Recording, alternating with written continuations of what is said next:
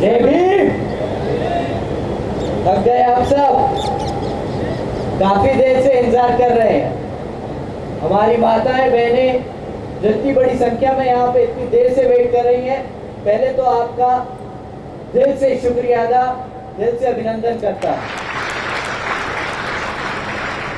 यहाँ पे मौजूद सभी बुजुर्ग, हमारे युवा साथी, आप सभी का भी मैं तहे दिल से शुक्रिया अदा करता हूँ कि आप इतनी देर से हमारा इंतजार कर रहे हैं और हमें सुनने के लिए बैठे हैं। साथ ही साथ यहाँ मंच पे मौजूद सभी पदाधिकारी एवं नेता और वामसेफ के कार्यकर्ता, आप सभी का भी मैं तहे दिल से धन्यवाद करता हूँ। सबसे पहले मैं अपने सभी संतों, गुरुओं, महापुरुषों को, जिसमें खासकर महात्मा ज्योतिबा फूले, छत्रपति शाहू जी महाराज, नारायण गुरु, पेरियार रामास्वामी जी, बाबा साहब डॉक्टर भीमराव अंबेडकर जी एवं मान्यवर साहब श्री काशीराम जी को नमन करता हूँ।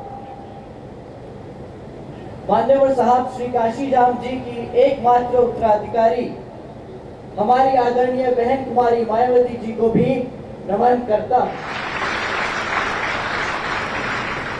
उत्तर प्रदेश की 4 बार मुख्यमंत्री, लोकसभा व राज्यसभा की कई बार सदस्य रही आदरणीय बहन कुमारी मायावती जी ने, जिन्होंने सभी एससी, एसटी, ओबीसी एवं अल्पसंख्यक समाज के साथ साथ सर्व समाज में से गरीबों एवं कमजोरों के लिए अपना पूरा जीवन समर्पित किया है, तो मुझे गर्व है कि मुझे ऐसे महान नेता के नेतृत्व में काम करने का मौका मिल रहा है। आदरणीय बहन कुमारी मायावती जी का मैं हार्दिक अभिनंदन और आभार व्यक्त करता हूँ। साथियों, क्योंकि आप बहुत देर से इंतजार कर रहे हैं, मैं ज्यादा इधर उधर की बातें नहीं करूंगा तो सिर्फ कुछ जरूरी मुद्दों की बात, जैसे कि महंगाई, सुरक्षा, रोजगार और विकास। साथियों, जैसा कि आप सब जानते हैं कि राज्य की कांग्रेस सरकार न सिर्फ बहुजन समाज विरोधी है बल्कि सर्व समाज विरोधी। साथियों, सबसे पहले हम यहाँ खेतड़ी की बात करते हैं तो राज्य की कांग्रेस और भाजपा की तमाम सरकारों ने खेतड़ी को आज तक जिला का दर्जा नहीं दिया, जबकि खेतड़ी राजस्थान की अपने समय में सबसे दूसरे नंबर पर रियासत रही है। हिंदुस्तान कॉपर, जो कभी खेतड़ी के लोगों के लिए रोजगार का मुख्य साधन हुआ करता था, तो आज तक कांग्रेस और बीजेपी की तमाम सरकारों ने खेतड़ी की कॉपर इंडस्ट्री को जो दोबारा से जिंदा ना करने की पूरी साजिश की है। और अगर आप बसपा को आने वाले आम चुनाव में विजय बनाकर जयपुर भेजेंगे तो बसपा यहाँ पे आपके लिए कॉपर इंडस्ट्री को दोबारा जीवित करने की पूरी कोशिश करेगी। साथियों, राजस्थान की कांग्रेस सरकार में ना पेट्रोल के दाम कम हुए। अब महंगाई की बात करें तो राजस्थान की कांग्रेस सरकार आज तक पेट्रोल के दाम नहीं कम कर पाई। आज भी पेट्रोल राजस्थान में 108 रुपए का बिक रहा है। कांग्रेस ने 2018 के मैनिफेस्टो में कहा था कि वो महंगाई कम करने के लिए सख्त कदम उठाएंगे। अब 4 साल बाद जब इलेक्शन सर पे है तो इन्फ्लेशन रिलीफ कैंप के नाम पर गरीबों के साथ जो मजाक कर रहे हैं, क्या एक कैंप लगा देने से महंगाई कम हो जाएगी क्या? कांग्रेस से मैं पूछता हूं कि क्या किया है आपने पिछले 4 सालों में यहाँ पे। आज भी यहाँ पर आपके पास ना पक्की सड़कें हैं, आज भी यहाँ पर आपके पास ना साफ पानी है, आज भी यहाँ पर आपके पास ना 24 घंटे बिजली आती है, ना आपके लिए कांग्रेस सरकार ने स्कूल बनवाए और ना ही आपके लिए कांग्रेस सरकार ने अस्पताल की व्यवस्था तय की। कांग्रेस की सरकार में आज भी हमारा बहुजन समाज के साथ साथ सर्व समाज में से गरीबों के लिए अपने बच्चों को पढ़ाने के लिए व्यवस्था तय नहीं की है। कांग्रेस की सरकार में आज भी हमारा बहुजन समाज अपना इलाज कराने के लिए दूसरे शहरों तक जाना पड़ता है और ये इत्तेफाक नहीं है, ये कांग्रेस सरकार की मनुवादी सोच है। ये चाहते ही नहीं कि पिछड़े समाज के साथ साथ गरीबों के बच्चे कभी पढ़ लिख सके, आगे बढ़ सके, अपने पैरों पर खड़े हो सके। ये हमेशा सिर्फ और सिर्फ अपना गुलाम बनाकर रखना चाहते हैं और जो हमारे बच्चे किसी तरह पढ़ लिख गए उनके लिए तक ये कांग्रेस सरकार रोजगार नहीं दे पाई, हमारे बच्चों को ना दे पाई शिक्षा, हमारे युवा साथियों को ना दे पाई रोजगार और हमारे बुजुर्गों को ना दे पाई इलाज की सुविधा। इस कांग्रेस सरकार ने सिर्फ किया है हमारे SC, ST, OBC एवं अल्पसंख्यक समाज के साथ साथ सर्व समाज से गरीबों और कमजोरों के साथ मजाक और खिलवाड़। अब मैं आप सबके सामने वो बात रखने जा रहा हूं जिससे मुझे सबसे ज्यादा दुख पहुंचता है, हमारी माताओं और बहनों की सुरक्षा। पाली में दलित मां और उसकी गर्भवती बेटी को दबंगों ने मारा पीटा। क्या पीड़ित को मिला इंसाफ साथियों? नहीं। कांग्रेस सरकार ने गुंडों के खिलाफ आज तक कोई भी प्रभावी कार्यवाही नहीं की।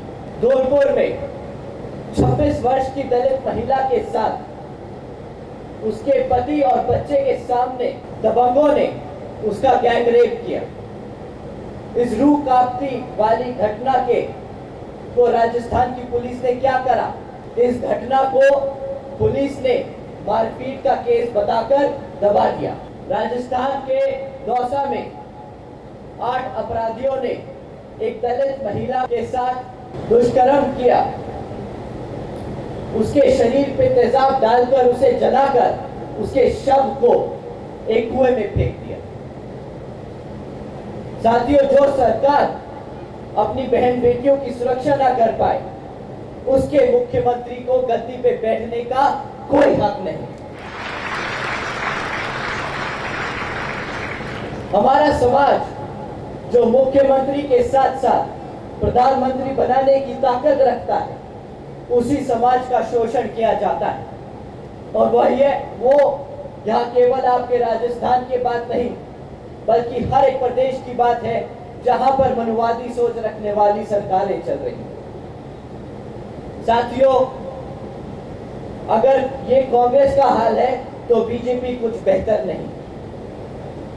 बीजेपी की केंद्र की सरकार ने पहले आपके नोट गैर कानूनी बताकर नोटबंदी के द्वारा यह कहकर कि इसको नोटबंदी करने के बाद समाज से, हमारे सिस्टम से काला धन खत्म हो जाएगा और वो जो लोग काला धन ऐंठे बैठे हैं वो सरकार के सामने आ जाएंगे और उनको जेल भेज दिया जाएगा। आज इतने समय के बाद भी ना कोई दोषी पकड़ा गया और ना ही कोई जेल गया। तो हम सरकार से पूछते हैं कि ये काला धन आया कहां से और गया कहां? कितने थे वो दोषी जो पकड़े गए? बीजेपी की केंद्र की सरकार ने हमारे किसान भाइयों को वादा किया था कि उनकी आमदनी दुगनी कर देंगे, लेकिन हकीकत तो ये है कि हमारे किसान भाई की आज भी आय दिन पे दिन घटती जा रही है। बीजेपी की केंद्र सरकार ने वादा किया था कि 2022 तक हर बेघर को घर दिया जाएगा, लेकिन ये वादा भी बाकी सब वादों के साथ एक झूठ निकला। बीजेपी की केंद्र सरकार ने वादा किया था कि हर साल 2 करोड़ नौकरियां देश में पैदा की जाएंगी, लेकिन अगर सरकारी आंकड़ों की माने तो आज देश में नौकरियां 12.5 करोड़ पहले से कम हो चुकी। ना बीजेपी नौकरियां दे पाई, ना बीजेपी बेघरों को घर दे पाई, और ना ही बीजेपी किसानों की आय दुगनी कर पाई। साथियों, आदरणीय बहन जी ने लंबी चौड़ी वादे नहीं किए, बस अपने समाज के साथ साथ सर समाज के लिए कानून व्यवस्था और सामाजिक व्यवस्था के अनेकों काम किए, जो आज यूपी में जमीन पर हकीकत में हमारे समाज के लोग को फायदा मिल रहा है। आदरणीय बहन जी ने हमारे सभी संतों, गुरुओं और महापुरुषों के सम्मान में कई जिले और यूनिवर्सिटीज के नाम रखे, जैसे Gautam Buddha university, Ambedkar university, Chhatrapati Shahuji Maharaj university, Mahatma Jyotiba Phule नगर, महामाया नगर, संत कबीर नगर। साथियों, बहन जी ने ये काम इसलिए किए ताकि हमारी आने वाली पीढ़ी अपने संतों, गुरुओं और महापुरुषों को कभी ना भूले। आदरणीय बहन जी ने सावित्रीबाई फूले शिक्षा योजना के तहत 7 लाख से ज्यादा बच्चियों को 12वीं तक की शिक्षा प्राप्त करने हेतु 600 करोड़ से ज्यादा की लागत इन बच्चियों को अपने पैरों पर खड़ा कर एक उज्जवल भविष्य देने के लिए खर्ची। आदरणीय बहन जी ने देश में पहली बार सरकारी कॉलेजेस के स्टूडेंट हॉस्टल्स में अन्य पिछड़े वर्गों के छात्रों के लिए 27% आरक्षण की व्यवस्था की। आदरणीय बहन जी ने महामाया गरीब बालिका आशीर्वाद योजना के तहत 3,25,000 बच्चियों को 1-1 लाख रुपए सीधा उनके बैंक खातों में देने का काम किया। साथियों, बहन जी ने इस योजना के तहत 3,250 करोड़ रुपए सीधा अपनी बच्चियों के बैंक खातों में भेजे। आदरणीय बहन जी ने अपने शासनकाल में 12,500 करोड़ रुपए की लागत से हमारे SC, ST, OBC व आदिवासी समाज के साथ साथ गरीब समाज के लिए 3,50,000 से ज्यादा परिवारों को महामाया आवास योजना के तहत अपना खुद का घर दिया। साथियों, आदरणीय बहन जी ने अपने शासनकाल में 90,000 से अधिक शिक्षकों को सरकारी नौकरी दी, 1 लाख से अधिक सफाई कर्मचारियों की भर्ती की, 2 लाख से अधिक जवानों को पुलिस फोर्स में भर्ती किया। साथियों, आदरणीय बहन जी ने SC, ST, OBC एवं अल्पसंख्यक समाज के साथ साथ सब समाज में से गरीबों और कमजोरों को मुफ्त में राशन देने जैसी योजनाएं चलाने की वजह रोजगार देने के काम किए, ताकि हमारा समाज अपने पैरों पर खुद खड़ा हो सके और हर बारी चुनाव के दौरान आने वाली सरकार के सामने हाथ ना फैलाए। और साथियों, सही मायने में, असल मायने में यही होती है सर्वजन हिताय व सर्वजन सुखाय की नीतियां। साथियों, जैसा कि आपको मालूम है कि राजस्थान में अब कुछ ही समय में विधानसभा आम चुनाव होने वाले हैं और विरोधी पार्टियां किसी भी हद तक गिरकर साम दाम दंड भेद का इस्तेमाल कर सकती हैं।